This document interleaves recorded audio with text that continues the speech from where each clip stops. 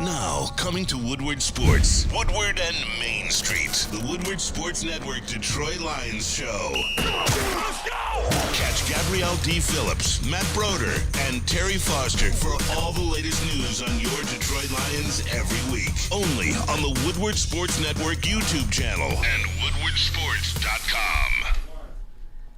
Good morning and happy Lions game day. Let's go. Lions postseason Yes. game day. This is Woodward and Main Street. I'm Gabrielle Dee Phillips. Alongside me, Matt Broder and Terry Foster. Not Lions game day. It's Lions playoff game day. Lions playoff game day. Playoffs.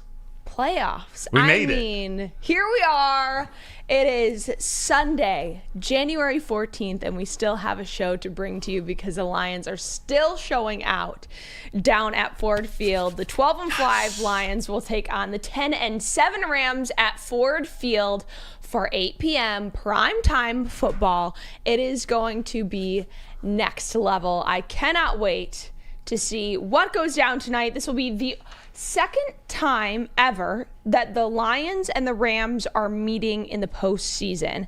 And this is also the first time in NFL postseason history where quarterbacks who were traded will oppose their original teams, their opposite teams. So quite a historic day. It is. Why? This is Ford Field. The volume, the energy in that building is going to be wild. When you talk about those storylines, the two quarterbacks facing their former teams, it's going to be a wild scene down there with so much on the line, too. This is an overachieving Rams team looking to make a playoff run. They're hot. They've been hot these last, 8-9 weeks. And the Lions, although they were maybe expected here in Detroit especially to win the North, they took care of business this year, and then they drew the Rams. Stafford coming to town. They've got a job to do, too. They don't plan on stopping here. You talked about the noise of Ford Field, and I think you hit it right on the nose as we need to start this off because that is going to be a huge factor in today's game. So much so that you've spoken to several players this week who have all given very specific directions to Lions fans on how they would like them to show out today. What do you make of that, and can you relay these directions to the audience right now so that they can make sure that they're well prepared if they're headed down to Ford Field? Yes, I got you. So Alex Anzalone, earlier this week in the locker room, he gave very specific instructions to fans about the crowd noise, when to do it. And he requested, as Matthew Stafford, as the opposing quarterback, is going into their huddle, in to share the play, the information, the communication with this team, that's when the Ford Field crowd wants to be the loudest. They need them to be the loudest. And then when they break the huddle, you can turn it down a little bit, let Anzalone and that defense communicate themselves, figure out where they need to get into place. And then after that happens, let it fly. Let's get rowdy. ROWDIE. What do you And make there's of a magic this? number, Yeah. 142. Okay, a magic number for the day. What does that mean? 142 is the decibel level the Lions fans should be shooting for. Okay. Because supposedly that's Kansas City Chiefs on the loudest cheers in NFL history. So that's another thing to go for. And Make you history know there. that they did not match that last night because I don't think anyone could physically scream that loud with those weather conditions that they faced No, it last did night. not happen last night. And that's another issue about, NFL. Should you place? I don't understand this. You have 3 games in a day, and then you'll have a nice warm weather city, and you play that at 1 o'clock in the afternoon, and then where it's going to be cold, let's let that game be at 8 o'clock. That doesn't make sense.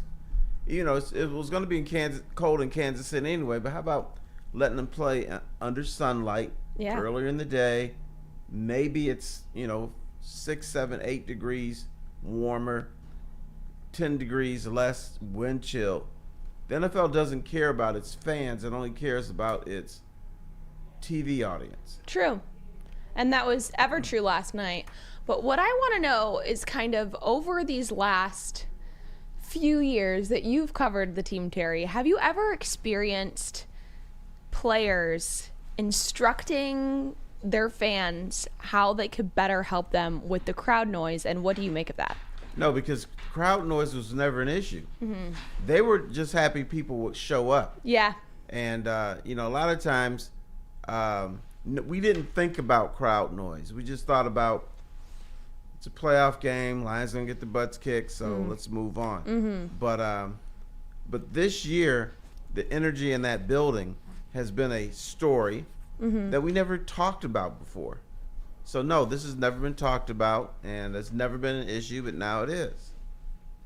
And here we are. Ford covering Field, it baby. Because it is. Let's go. It's going to be exciting down there. A lot of exciting news has come out this week, including that the All-Pro roster was announced. On the first team will be Amon-Ra St. Brown and Penei Sewell, and then you have Laporta, Ragnow, and Reeves-Maybin named to the second team.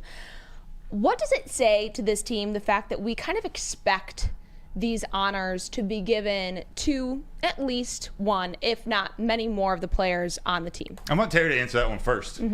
Well, you got talent. Yeah. And I think in this case, the talent is being recognized more by the league. And so that's more important to me. All Pro is more important than Pro Bowl. Because Pro Bowl is still a little bit of the fanboy filtered in there and who you want to see play, even though they don't play the Pro Bowl anymore. But I just think that it shows what Brad Holmes has done. Yeah. Lions have some talent.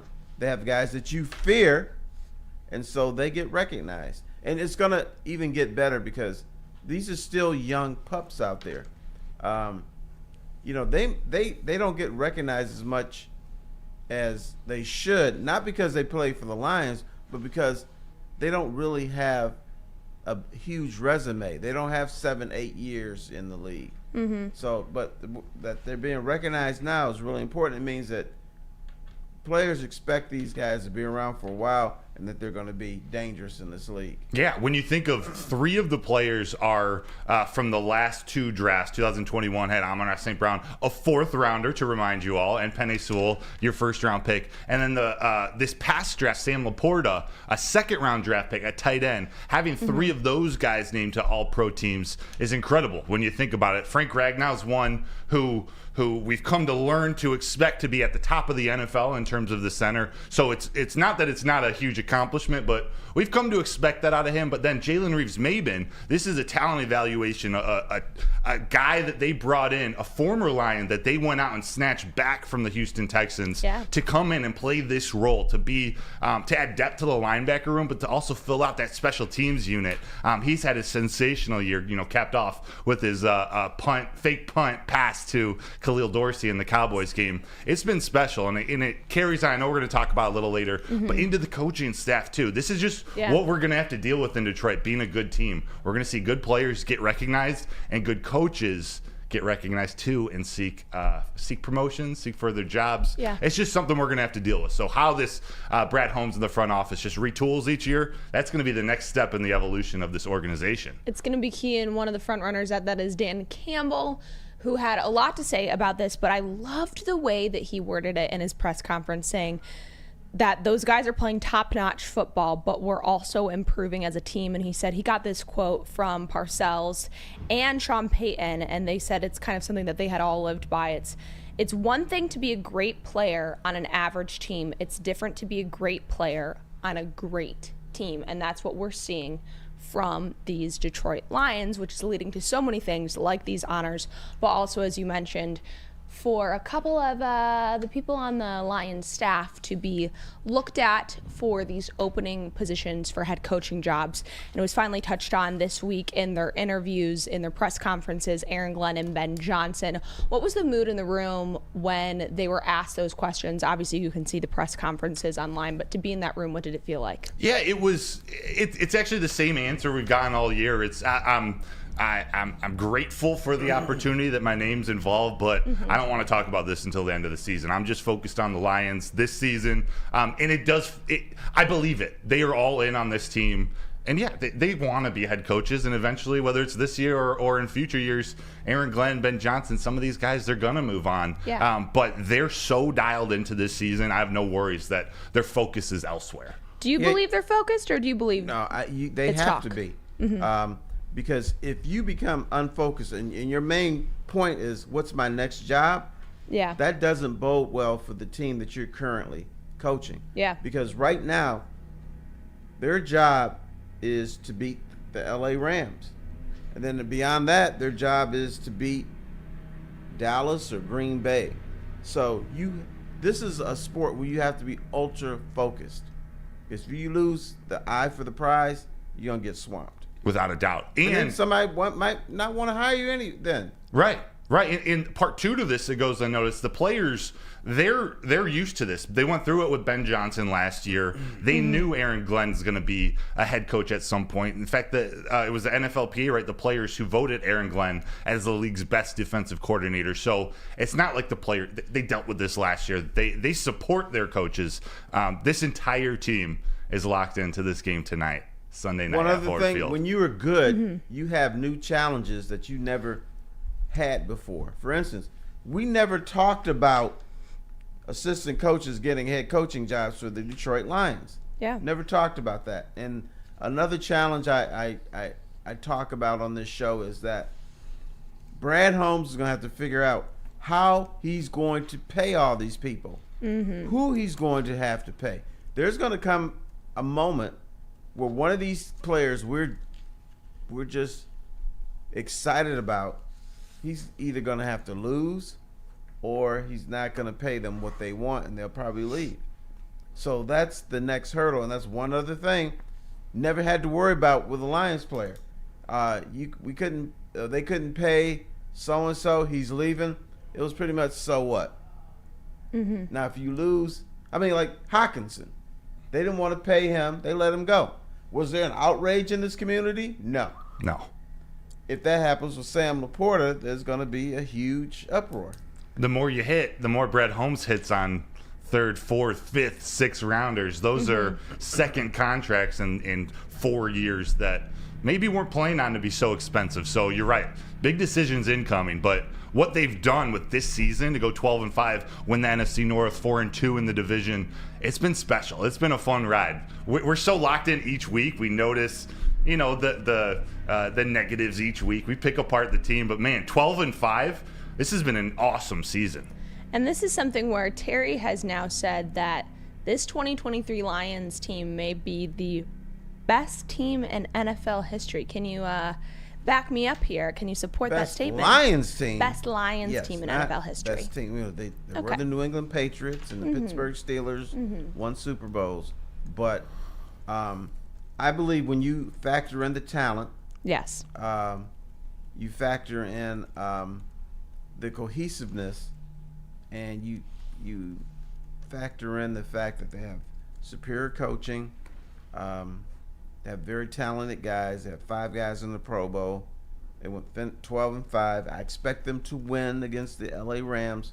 This is the best Lions team in history. And I think if you played a game with this team and anybody else in their prime, this team would come out on top. They have the grit. That's that intangible. Right. Intangible that I don't think many other teams have, and I think we've seen play out over the season and has grown even more. Started out as this, I don't know, like kitschy kind of catchphrase that I think a lot of people mocked, and now they understand it and it's on full display. Right. And you have to have that toughness, the grit, whatever you want to call it, to survive. Now, everybody in the NFL has it, but what degree do you have it? Because this is a grown man's league. Yeah. And even Lions Twitter, Lions X, if for those of you on it, they changed the Lions hashtag from One Pride. It's now All Grit. So when you're doing hashtag All Grit, that's what you want to use to reach all your fellow Lions fans. Love Just it. There's another little shirt that's underrated that I actually like, Salty.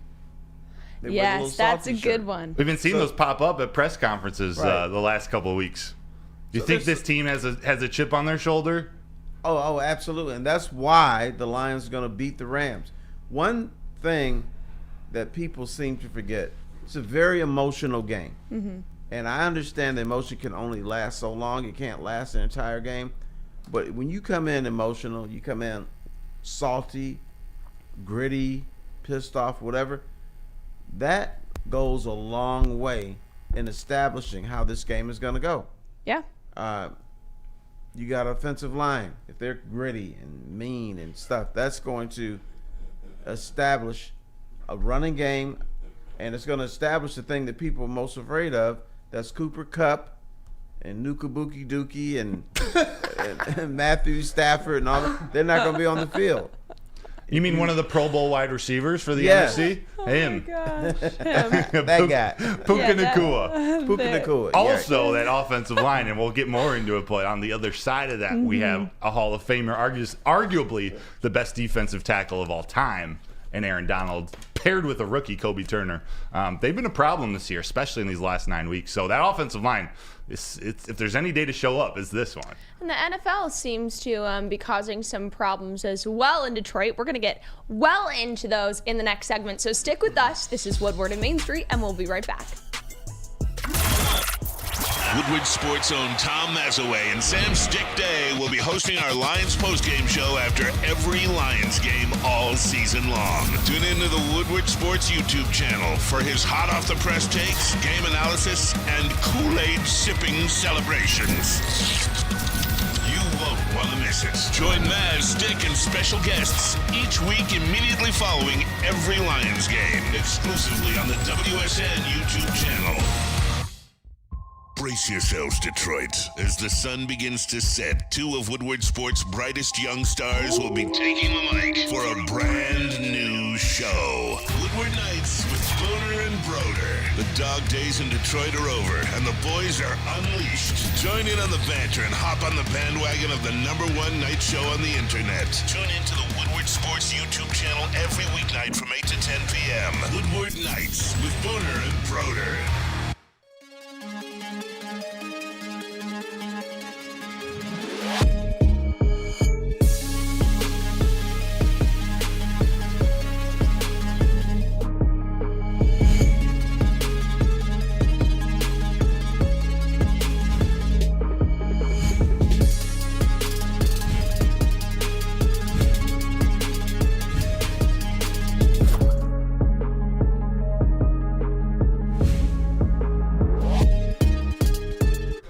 Welcome back. This is Woodward and Main Street, your Lions insider show here on Woodward Sports Network. I'm Gabrielle Dee Phillips. Alongside me, as always, Matt Broder and morning. Terry Foster. This show is made possible by Les Stanford. Les Stanford, thank you so much for sponsoring Woodward and Main Street all season. We appreciate you. You know where to go and get your cars.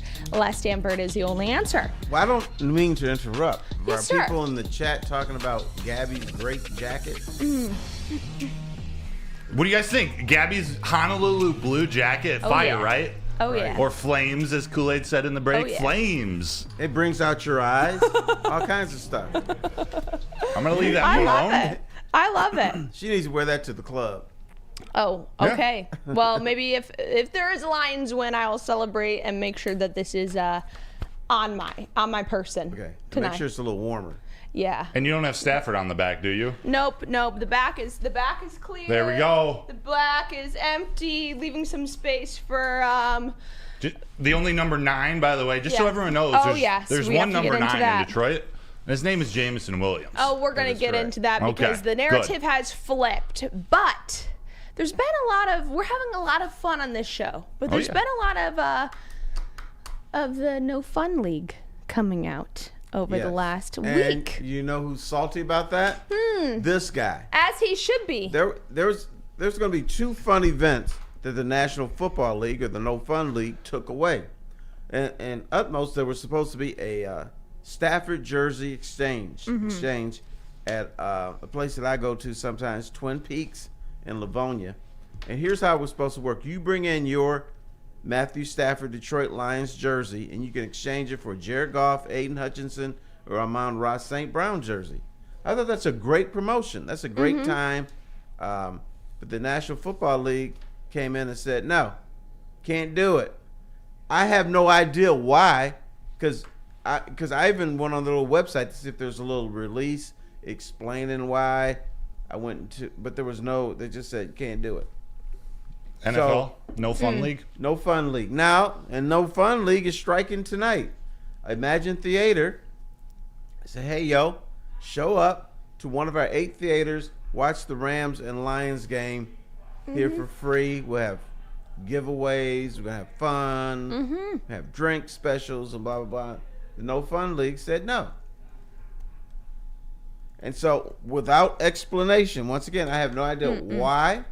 Because if you let's say we want to go to Gabby's Tavern, and you can watch the game there. Exactly. So I have no idea what this is all about.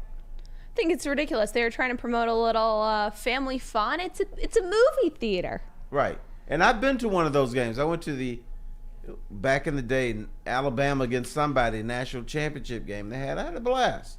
Watched the game on the big screen TV and had myself a little popcorn and Recline in their comfy seats. Right. Put your feet up. Talk crap to the person next to me. It was great. So I don't understand why the No Fun League took away these two events in Detroit. I don't know all the details around it, but I know it involves a little bit of that green. Oh, yeah. It's related to money. I don't know what else to say. And the jerseys, there was some drama with some of the people claiming they were going to give out the jerseys. Were they going to be counterfeit or aftermarket? Who knows how that was all going to play off, but they want everyone to just rebuy new NFL authorized uniforms. So I'll say this, who cares? JMO. Yeah, I'm with you. Who cares? Yeah. As long as you're getting a legit jersey, why? Yeah. Who cares? You know who? Brad Allen should donate all of them. The NFL should allow Detroit this one little gimme, a mulligan, for their antics in Dallas. We're past that. We said we weren't. Well, gonna they talk should of have course allowed we you to are. bring in a striped shirt with his number on it in exchange for a Aiden Hutchinson jersey. There we go. Why not? That's a great idea. I like Foot that. Locker. Well, there's one other place that is putting the kibosh on some Jersey talk, and it is a bar that you had the chance to speak to, and they're not allowing anyone in with a Stafford jersey on. Right. It's Thomas McGee's. I talked to the owner, Eric Olson, who's a jolly fellow, but he says you cannot walk in there with a Lions Matthew Stafford jersey, that he will kindly turn you away. But he also knows this, that at some point, if you're in a bar with the Lions Stafford jersey, somebody's going to look at you and say, look at this jerk over here. There'll be fights. It's a It's going to safety incite thing. violence. Yeah. It's a safety thing, on top of having a little fun with this game. Right. Yeah, why not? Absolutely. But, I guess the thing is, and I had fun with the Detroit Rams thing. I had fun with the Stafford jerseys. I had fun with, this is our guy in the previous life. But now it gets serious. This is the playoffs. And if you're a Lions fan, you shouldn't want to wear a Matthew Stafford jersey today. You can wear it tomorrow. You can wear it on Tuesday. But not today, because when you walk into a stadium, you're there representing your squad. And even Eric Olson, who I talked to, who runs Thomas McGee's, he said, if you are a LA Rams fan, you can wear your Stafford jersey because you're representing your team. He doesn't want to, blah, blah, blah. But if you're a Lions fan, this is not the time and the place. And you know not who- accurately representing your team. You're good. You know who knows that the most? Matthew Stafford. He came out this week and he said, hey, I don't know what I'm going to get, what kind of reception I'm going to get there, but I do know I'm the enemy. So he's not expecting much. So he gets it.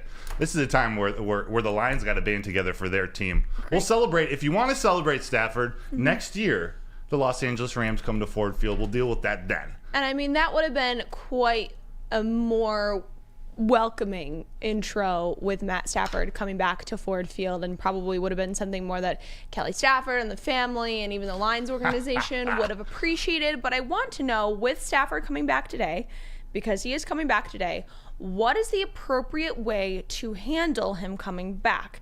As a Lions fan and as the Lions organization, what do you expect from them today? I don't know what to expect, but here's what I would say. Boo his ass.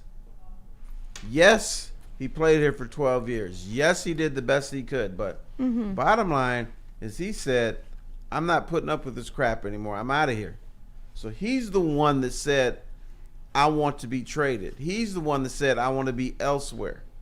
So even though him doing that may help make the team better, the bottom line, this dude doesn't want to be here. So he's not helping your team. And when you think about it, what is his goal today? His goal tonight at Ford Field is to send 60,000 people home sad. he wants to get on that plane tonight to L.A., a happy man, pop some champagne if they do that, blah, blah, blah. So he's not your buddy. So you boo his ass. I'm with you. I'm on the boo his ass train too. At the very least, just don't do any. Just don't cheer. There shouldn't be any Detroit Lions pregame videos. Anything honoring this man. I like Stafford. I respect him. For this specific game, we have to channel. Like Amon-Ra St. Brown finds ways to channel his motivation. We got to think about the 3 coaching staffs that Stafford couldn't get it done with. We got to think about when another change was going to happen. We're going to go through another rebuild. Hey man, I don't want to be a part of this. It was a good breakup, but that was him giving up on this Lions team. Nonetheless. Yeah, he was giving up on this Lions team. We get Jared Goff, we get Dan Campbell, Brad Holmes. We've built something brand new. This is the time where you push all your respect for Stafford aside. He's the enemy. He's coming here to send everyone home angry. That's what Terry said. We can't let him have any bit of comfort in Ford Field. 0-3 too. He's 0-3 in the playoffs. Right. We got to make him 0-4. Let me throw in a but. But Because I keep hearing, well, Stafford couldn't win a playoff game here. Stafford couldn't do this. He was here under Quintricia. He was here under Matt Millen. He had no shot. He had an inferior team. He had no running game. He had people who couldn't put together a good team. And I think he just said, you know what? It's not happening. And then when you look at the history of this team, I don't blame him for wanting to get out. But the bottom line is he did get out, so he's not your buddy anymore. yeah, I'll roll with the guys who wanted to come in. Jared Goff, he has a brand new first-time head coach, first-time OC, DC. This whole team is revamped. They were 0-10 the first 10 games, 3-13-1 that first season. They fought through some adversity. That's the team I would roll with. Now, do you have any rumblings on if the PR team is going to be doing anything, if there will be a sign, if there will be a display on the Jumbotron at all welcoming them back? I got no info on that. Okay. My guess is that they wouldn't. Yeah. They have their work cut out for them with all the records that the Lions players and rookies are breaking. They need to be ready to have those to tweet out. I don't think they're worried about Stafford. All right. But, one thing, the Lions are still a little bit fumble heads. They like to look at the past and like to embrace things. It wouldn't surprise me if they, not a video tribute for Matthew Stafford, but if they had like a little cute stuff. Welcome back, Matthew. I wouldn't even do that. No, you can't do anything. Save that for next mine season. might be go to hell, Matthew Stafford. Yeah. That'd be my sign. Later. You're feeling very strongly about it, and I want to know if you're feeling very strongly about this. There is a Ramley meetup, the Rams family meetup today, a rendezvous last night, 8 p.m. at the Sweetwater Tavern in Detroit. How do you feel about a Detroit establishment deciding to become the home away from home for the Rams fans that decided to travel here? Well, I'm not bothered because I wasn't in the mood for wings last night. If I wanted some wings, I'd be a little pissed about that. But, let them have their one establishment, because whenever I travel with the Wings, the Tigers, the Pistons, or the Lions, there's bars in other cities. Come on, Lion fans, or come on, Piston fans. So you can claim a spot. So I have no problem with that. But, if we're talking about spots as in plural, then I'd have a problem with that. But I'm good with that. Hopefully they upcharge those fans a little extra, or watered down their drinks a little bit, or plus spiked them or something. Yeah, we like to show that good old Detroit hospitality. We love our fans. We don't want to be like Bears fans. I don't like those people. And you go there, they want to fight you, and they want to kick your ass and all that kind of stuff. Good point. And we have that reputation, even though it's not deserved. We are embracing. Come in. We're going to show you a good time. But on Sunday, you're going to get your feelings hurt. Yeah. There you have it. We'll walk him to the door angry. Thank you so much for attending. We're glad that we had you here, and now please. Now, Gab, you're not going to go to the Sweetwater and start fighting people, are you? No, I won't. I can't risk ruining the jacket. Okay, yeah, I understand that. We will be right back in the next segment covering the key matchups and the keys to Lions' success tonight. Stick with us. This is Woodward and Main Street.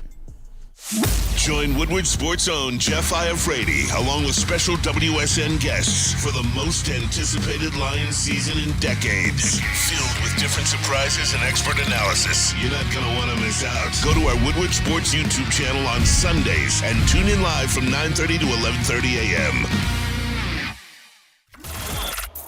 Woodward Sports' own Tom Mazaway and Sam Stick Day will be hosting our Lions postgame show after every Lions game all season long. Tune into the Woodward Sports YouTube channel for his hot off the press takes, game analysis, and Kool-Aid sipping celebrations.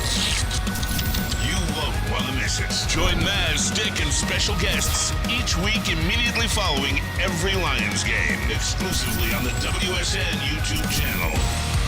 Stop searching for a vehicle and start finding one. Les Stanford Chevrolet Cadillac makes it easy. We harness the power of multiple dealerships and own the biggest selection of GM brands in the area to get you the car you need. With the Les Stanford Group, you'll have access to 4 different dealerships, providing you with more makes, more models, and more choices. We're connected to more than 1,000 vehicles. And with so many high-quality CPO vehicles available, you'll find new car quality at pre-owned prices. You can start and end your search at lesstanford.com today.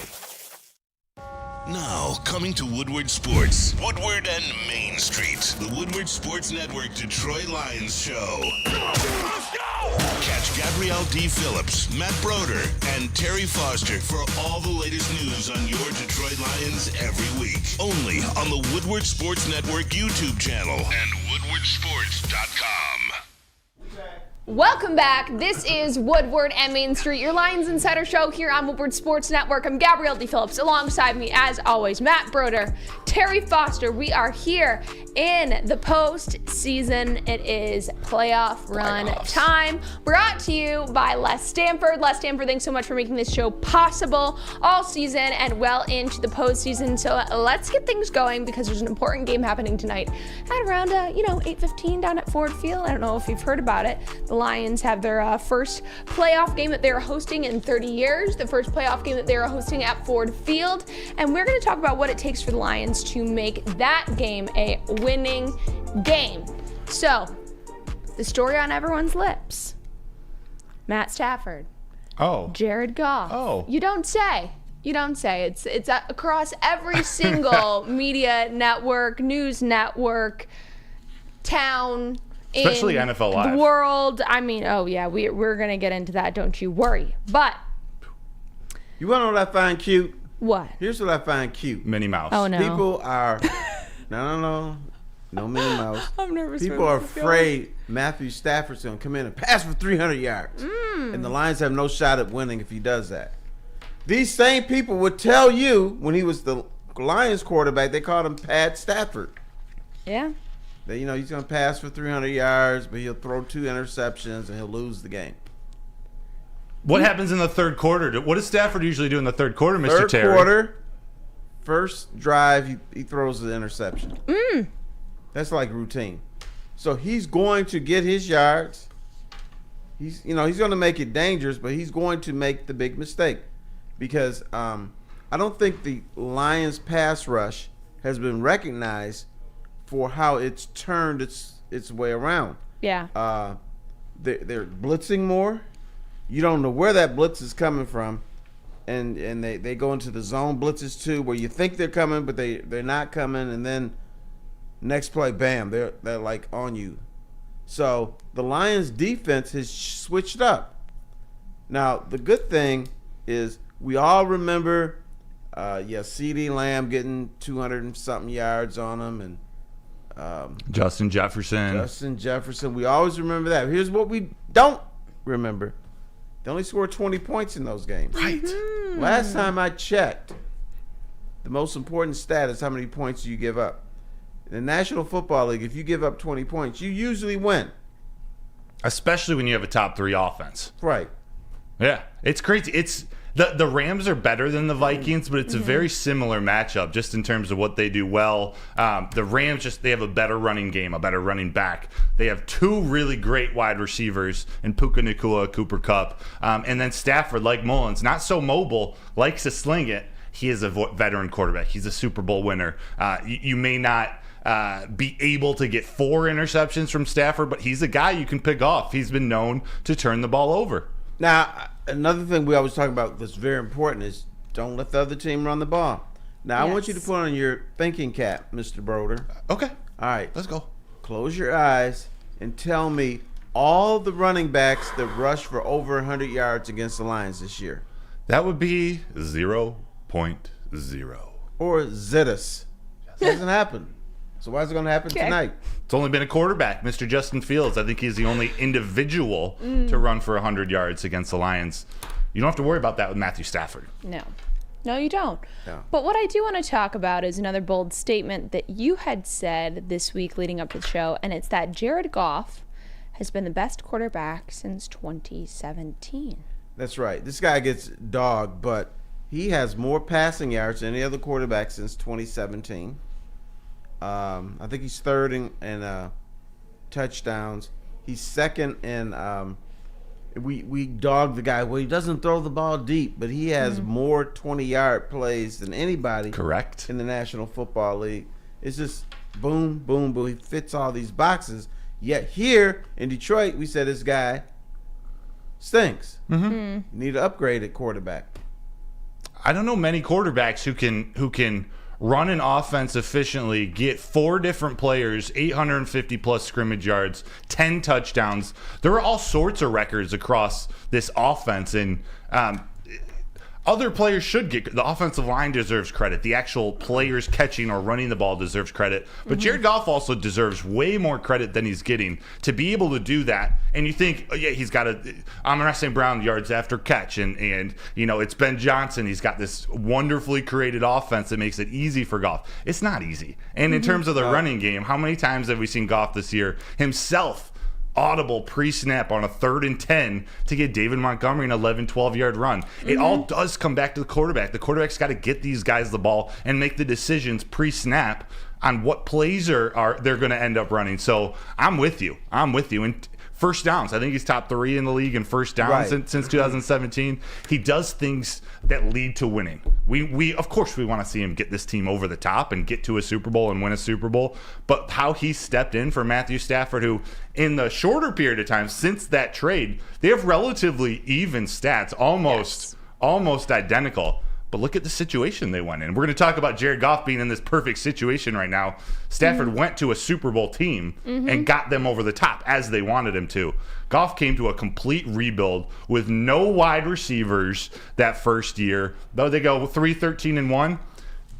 For him to be right up there with Stafford in the last 3 years, it shows how good he's been really these last 24 months. And the fact that he's been able to keep this team, keep leading this team after that first year, he deserves credit, along with a lot of other people, Dan Campbell. But Jared Goff deserves some credit. Yeah, he does, because when he came here, one of the jokes was when they were serving coffee in the wide receiver room, there were no coffee cups because there were no wide receivers in there. Right. So why have coffee cups? Now he's got guys. The wide receiver room is something we don't worry about anymore. It used to be like, okay, who's he gonna pass to? He has nobody to pass to. Now they got like 4 or 5 coffee cups in the wide receiver room. Yeah, and a rookie tight end who's all pro. Right. Who that rookie gets credit for it himself, but someone's got to get him the ball. Not many quarterbacks can get a rookie tight end to the all pro. And I got good news for you. Jared Goff, we say he can't run. He has doubled his yards per carry over the last year. Last year he averaged per carry 0.4 yards a carry. This year is 0.9. There's progress. Let's go. And 2 touchdowns. How come nobody say, Jared Goff, let's go. He's a running quarterback now. I do want to talk about Sam Laporta because you did mention him, and he has been a key to the Lions' success all season, but is questionable to play against the Rams today. Do you believe that the Lions would still be able to pull out a win against the Rams without Sam Laporta, or does this lead you to be more pessimistic? I believe they can still pull out a win. I don't think the Lions go 12-5 without Laporta all season. Correct. But I think this team and this offense is built where you can withstand one game missing a player, missing a very, very important player. Sam Laporta does a lot, not just in the passing game and helping Jared Goff get first downs. I think he's got 48 first down catches on the season, but also in the blocking game. He's been a really, really impressive blocker from the tight end position, especially as a rookie. Fortunately, we get tight end Brock Wright, but James Mitchell is out today, so there's not a lot of depth in that tight end room. They're going to need him to at least be out there today. He's questionable. I have a feeling he's going to go, but if he doesn't, or if he's not 100%, I still think they can win this game. What about you, Terry? The Lions have put themselves in a position like if you're making a cake and you run out of cinnamon, just put a little bit more sugar in there. So you can go to Amon-Ra St. Brown, who is the smallest tight end in NFL history. You've got other weapons. You got Gibbs, you got Montgomery, and not in the passing game, but you can say, okay, we don't have Laporta, so we're going to run the ball. Stop us. We dare you. Because in the past, the Lions, if you shut down their passing game, they had no alternative. They couldn't go anywhere else. Now they have alternatives. That makes them dangerous. And it's a good alternative to counter the Rams pass rush, who's been, I believe, number 1 in the league in the last 9 weeks. Their pass rush has been really strong, but their run defense hasn't been as strong. So if you can neutralize the rush that you're getting from Byron Young on the outside or Kobe Turner, Aaron Donald from the inside, using Gibbs and Montgomery in multiple ways, I think that's a huge part of how Ben Johnson is going to create opportunities for other players. And not to discount losing Khalif Raymond. That's a big loss too. Yes, more, that cannot be. Both as a punt returner and on offense. I think they got the guys to replace him for a game. And you know what? I'm an older gentleman, so my memory not so good. But I do recall the Lions' offense was dangerous last year, right? Now, I could be wrong on this, but I don't think Sam Laporta was on that team last year. He wasn't. So I refuse to believe that a guy that wasn't even there last year when their offense was dangerous, that all of a sudden he's here this year and he may or may not play. He'll play tonight. He may not be 100%. Really? I refuse to believe that's going to shut down this offense. Yeah.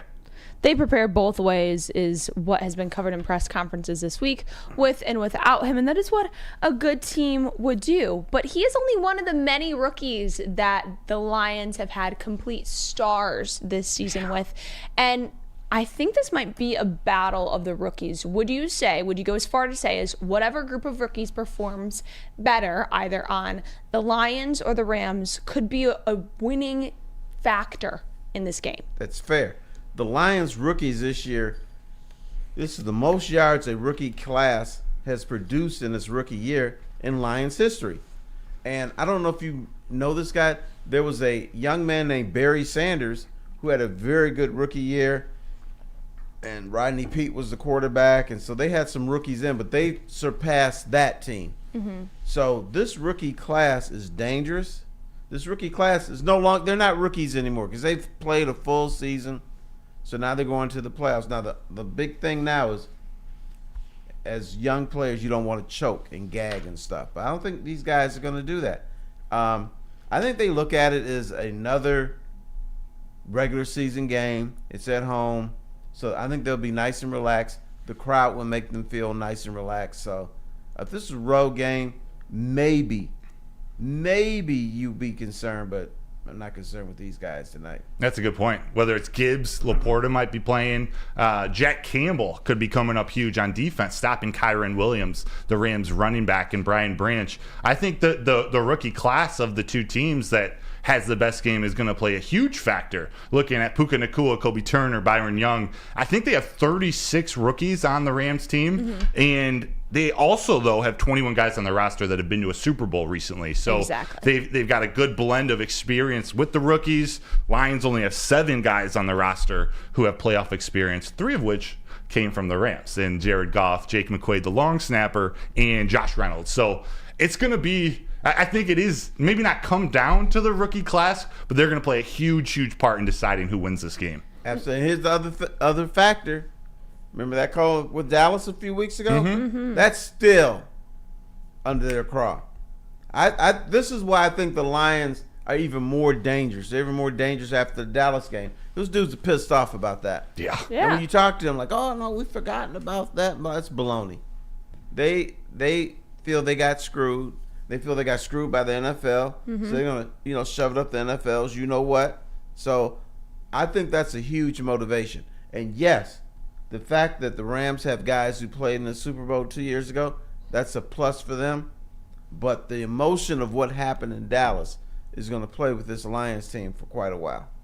And if you want any more ammo, and Doc Macaroon just reminded me in the chat, Terry, your former favorite Lion with the big booty. Did you see what he had to say on Twitter last night? I missed that. Bugs. He put a nice little picture of himself, walking to the Kansas City Chiefs Stadium, and said something that involved it's about time to go to battle with some real dogs.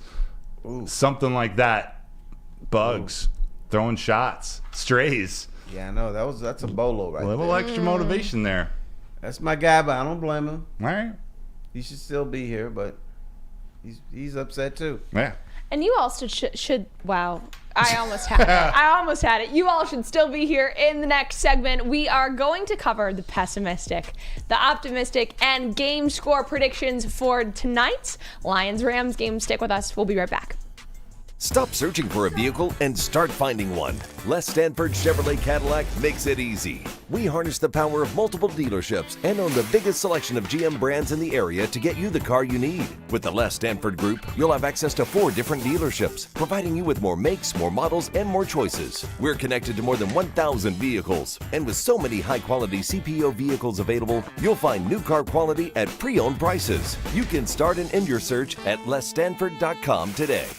Come to any Lady Jane's Haircuts for Men for an award-winning haircut experience from one of our talented stylists and register for a once-in-a-lifetime opportunity to win an all-expenses-paid suite for the 2024 NCAA tournament for you and 5 of your best buds. That's right, college basketball's most elite event. You and your 5 best friends just get to any Lady Jane's today for an award-winning haircut experience and automatically register to win the trip of your dreams. Lady Jane's Haircuts for Men, open 7 days a week. Walk in anytime. Lady Jane's, it's wicked awesome. Brace yourselves, Detroit. As the sun begins to set, 2 of Woodward Sports' brightest young stars will be taking the mic for a brand new show. Woodward Nights with Broder and Broder. The dog days in Detroit are over, and the boys are unleashed. Join in on the banter and hop on the bandwagon of the #1 night show on the internet. Tune into the Woodward Sports YouTube channel every weeknight from 8 to 10 p.m. Woodward Nights with Broder and Broder. Join Woodward Sports' own Jeff Iafrate, along with special WSN guests for the most anticipated Lions season in decades. Filled with different surprises and expert analysis. You're not going to want to miss out. Go to our Woodward Sports YouTube channel on Sundays and tune in live from 9:30 to 11:30 a.m. Back. This is Woodward and Main Street, your Lions Insider Show here on Woodward Sports Network. I'm Gabrielle Dee Phillips, Matt Broder, and Terry Foster, as always, rounding out the show. Brought to you by Les Stanford. Ding! Thank you so much for Les Stanford making this show possible. And the other thing that makes this show possible is the pessimistic, the optimistic, and the game score predictions, always leading us into our game day. So let's kick it off strong. We're going to knock the pessimistic out of the way because that's not how we want to end the show. So, Terry, can you kick us off with your pessimistic for the Lions game tonight? That people are not hard enough on Matthew Stafford. Mm-hmm. He feels comfortable at Ford Field. And he starts passing his butt off and has a big game. And we're not talking about 300 yards, but 350 yards, 3 touchdowns, no picks. That would be a disaster for the Lions. And maybe the key number, since I'm always in the key numbers, is 0. If you throw 0 interceptions, doesn't fumble the ball over, that's going to be dangerous. So that's the pessimistic part if something like that happens. Matt, what is your pessimistic? I'm going to go with the strength of the Rams defense. Yeah. Their defensive tackle position, Aaron Donald and Kobe Turner. And I'm focusing on that specifically because pressure up the middle That's where Jared Goff struggles the most. When he gets pressure from the outside, he has the ability to step up into the pocket and make good throws. But when that pocket collapses in front of him, he really doesn't have anywhere to go. So having Aaron Donald, Kobe Turner, Kobe I think's got 8 or 9 sacks on the year. Aaron Donald's got 7. But that pressure from the front is huge. Again, I'm confident the Lions' offensive line is the perfect neutralizer for that. But if that defensive line has a big day, that's trouble for the Lions. No doubt. Or maybe they move Penei Sewell to guard. I would do it. He could play. That man could play any of the 5 positions on the offensive line and probably be an all-pro. Right. No doubt. Yeah. I'm going to jump off of something that you said earlier for my pessimistic, and it is the Rams' playoff experience versus the Lions' lack of playoff experience as a team as a whole when you look at those numbers and what that means. Does it cause some extra nerves for the Lions that they know so much is on the line here, that they know the last time that the Lions got this close, it all crumbled down? Is there more on the line for the Lions, and is that going to cause them to get more nervous, or will that just be extra fuel for the fire? I think it can go either way. I'm hoping it goes the way of the Lions, using this as extra fuel for the fire. With the track record, it seems like it could go that way, but, it is there. I would be terrified. Yeah. I know. And this coaching staff has proven that they can get this team ready, and these players have proven it too. They can get ready for big games. All the primetime games this year, I think they're 4 or 5-0. And the key one, to me, it's still opening night against the Chiefs. Like, if there was ever a game for a up-and-coming team to lay an egg, it's that one. But they came out and won. The type of game that they won was huge. It was tough. It was gritty. It was a Lions victory. And those Chiefs, man, they just won their first playoff game. They're in the playoffs too. That was huge for me. We talk a lot about that Dan Campbell motivates this team. But I think he relaxes them too. No doubt. Without a doubt. Good point, Terry. Yeah, he shows them, hey, it's just a game. You have to be on your P's and Q's. Do what you've done all season, and he'll do something that gets them all fired up. But then he uses humor also. And sometimes in a stressful situation, you need something funny to happen. Exactly. There's times I'm sure these players laugh at Dan Campbell. He's probably okay with that. Yeah. He wants them to laugh at him. Sure. But while I say I would be terrified in this situation, I think it is important to have some of those nerves because it shows how much the Lions care and how much they want to make this happen for the city, for this team, for this franchise. So lots on the line tonight, but nothing that they can't handle with Dan Campbell at the helm. Let's get into Nothing you can't handle with Dan Campbell. If you're not nervous, you're not ready. Exactly. How about that? Exactly. Eat a Put it on banana. a t-shirt. You have the wisdom, Terry, so do you want us to give us the wisdom of the optimism for today's game, what you're feeling? Yes, the optimism is, let's use the word tsunami. The tsunami could be, just the north and south, the momentum of the fan base, revving up Ford Field, getting it all jacked up. It could be the momentum of the run game. And if that run game is rolling, which the Rams have proven they can't really stop a good run game, then it's lights out. So that's what I will look at. And then if that run game is rolling, then everything else is going to click. And we forget, St. Brown is still a good player. Jared Goff is still a good player. You got Penei Sewell. You got good players on the team. There's no scrubs here. Josh Reynolds, Donovan Peoples-Jones. Right. They got players. That offense, they work together well. And the secondary is more stout than it was before. Yeah. Yeah. I mean, they got your boy CD Juice, I'll say it one time, is back, and so he's going to make it better because he's got game experience back under his belt. And you know what? You know what else I think is going to show up? We haven't talked about him in a while. Brian Branch. Yeah. Yes. I'd love It's that. time for him to start popping some heads. Be a big day with Cooper Kupp and Puka Nacua lining up in the slot often. But that defense too, and this isn't my optimism, but while we're on the topic, it seems like they've accepted who they are. Like they're not trying to be someone else now. They're defensive. They stop the run. Aaron Glenn is putting blitz packages together to just confuse the offense a little bit, and they're getting takeaways. They're just trying to go get the ball from the other team. There are going to be mistakes that happen there. Hopefully it's limited today, but Yes. they're now not shy about just we're gonna mix up our blitz packages, and we're just gonna try to take the ball away. None of this other conservative junk. So what is your optimism for today's game? Yeah, see, normally I would go wide and talk about the defense or a unit, but I'm going to focus on one specific player for this game. That's Jamison Williams. I think Jamison Williams is about to have his biggest game as a Detroit Lion. He missed last week, just getting healthy from a little minor ankle injury at the end of that Cowboys game that he hurt on a 63-yard pass from Jared Goff. An electric play with Deron Bland, Pro Bowl cornerback on him.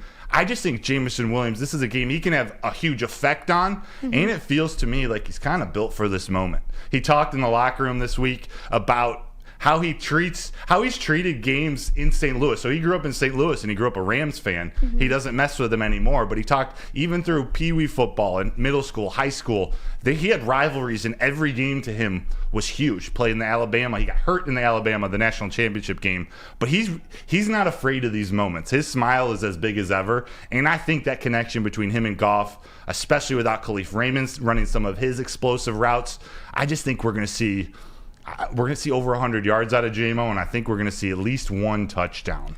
And it I seems just got 2 words for that. okay. First drive, fourth quarter, just fly. There it is. See ya. Send them and hit them and put the game away. It seems that the narrative around number 9 has changed over the last week in the media, in the locker room, and everyone's rallying behind Jamison Williams. So it is the perfect way for this story to kind of pan out that he has the game that we're all hoping that he has after all the drama at the beginning of the season, after all he's had to overcome, and now he's walking in to Ford Field wearing number 9. I think that it doesn't get more poetic than that. So, I mean, you wrapped it up. Thanks for tying that together. That was perfect. Nicely. Yes. There it is. And I'm going to wrap up the optimism segment by just saying this. These are the brand new Lions. Let's go. That's all I got to say. Spam that in the chat. That's brand it. new Lions. BNL. That is my reason to be optimistic. That is it. That's all you need. That is all you need. All grit. Hashtag all grit. Hashtag one pride. There you go. That works. There. I'll buy that because Okay. brand new Lions. You have essentially new ownership, even though it's technically a Ford, but she got rid of the Ford name as a Hamp. You've got a new front office. You've got a new attitude. You got a lot of new things with the Lions. I don't recognize this organization. So that's enough right there that, people who bring up the old Lions are people who have been scarred by the Lions, are people who are outside the organization, are people who are afraid of that big boogeyman coming back. But I've been trying to tell you, and I've said this after losses, the boogeyman ain't coming back. Yeah, you're gonna lose some games, but it's not gonna go back to the, oh God, do we have to watch this team? Oh God, let me see. It's a Sunday afternoon. I think I'm gonna go to the Apple Orchard. That's done. Brand new Lions. That's it. See ya. So we have to get through the same old Lions crap. But I told you repeatedly that things are different after losses. After losses, when this whole freaking community was going apeshit. Oh God, no! They lost this game. They're gonna lose the next one. This is the end of the Lions. And I told you, no, it's not. That, yeah, they'll take their ass whipping and they'll bounce back. And what have they done after all 5 losses this season? Won and looked good. Yes. Yes, that's huge. And I got to point out, this is Terry Foster saying he doesn't recognize this Detroit Lions team. Terry's covered Detroit sports for 30-plus years. And if I'm undershooting, feel free to correct me, Terry. He knows what all these different teams, all these different generations of coaches and leaders and CEO, like, this is literally the brand new Lions. And it's coming from the man himself. Terry's one who won't lie to you. No. This is Yeah, an unrecognizable and team. I always felt sorry for Lion fans. So I'd run into somebody and say, hey, T, what do you think? We're going to do it this year? I'm like, no. You tell them how it is. Right. Not happening. This year's different. So let's see if it reflects in our score predictions. Drum roll, please. And there is Lions v. Rams score predictions for playoff football tonight. I am going with Lions 30, Rams 27. You know, you're pretty consistent. You're the missed field goal girl. Yeah, they're missing a field goal. Okay. The Rams? And that, yeah, No, she always picks them to win by a field goal. yeah. That could happen. I think this is it. I have confidence in our kicker. Wow. Mike. Came out of my mouth. He is named the Money Badger. He's been known to make some big kicks, and the Cowboys. The Rams just signed former Cowboys kicker Brett Yes. Maher to be their kicker. I think in Week 18 they cut him earlier in the season. He's no guarantee to knock it through. They've had some kicking woes, so there you have it. Yeah. Lions win by field goal. There we go. Before I give mine, which you guys can all see, can I request everyone in the chat, if you could hit that like button, that really helps us out. I would Yes. really appreciate it. I'm so thankful for all 893 of Nearly you and starting 900. your Lions game day Really with us. appreciate it. That's huge. I hope you guys like our score predictions. Those are 3 Lions wins. I'm picking 37-28. I think it's going to be a high-scoring shootout. I think the Rams are going to have to come back at the end of the game, and they may get a touchdown, but the Lions keep the ball away. They got a run game that can keep the ball away from the opponent's team as the clock winds down. So I'm hopeful for a victory formation out of the Lions, which means they end the game with the ball. I want to see a victory formation so they control the end of the fourth quarter. We don't want Stafford getting Love that that ball ending. with a chance. I think it's going to be 31-24, and Stafford is going to have that game. He's going to have that opportunity to either tie the game or maybe win the game at the end. But I think the bottom line is the defense, which would probably be shredded at times during tonight's game, is going to make that big play. The Lions will hang on. It'd be 31-24, and people were going to go home happy. Loving seeing all of the predictions in the chat. Thank you all for tuning in this morning. We will be back here on Tuesday at 7 a.m., hopefully covering a Lions win, and that the shows will continue, hopefully covering a Lions complete game, as Matt likes to look for. Oh, yeah. So we'll be back here 7 a.m. Tuesday morning. Until then, this is Woodward and Main Street, your Lions Insider Show. I'm Gabrielle Dee Phillips, Matt Broder, Terry Foster, and happy Lions game day. Bingo. Join Woodward Sports' own Jeff Iafrate along with special WSN guests for the most anticipated Lions season in decades. Filled with different surprises and expert analysis. You're not going to want to miss out. Go to our Woodward Sports YouTube channel on Sundays and tune in live from 9:30 to 11:30 a.m.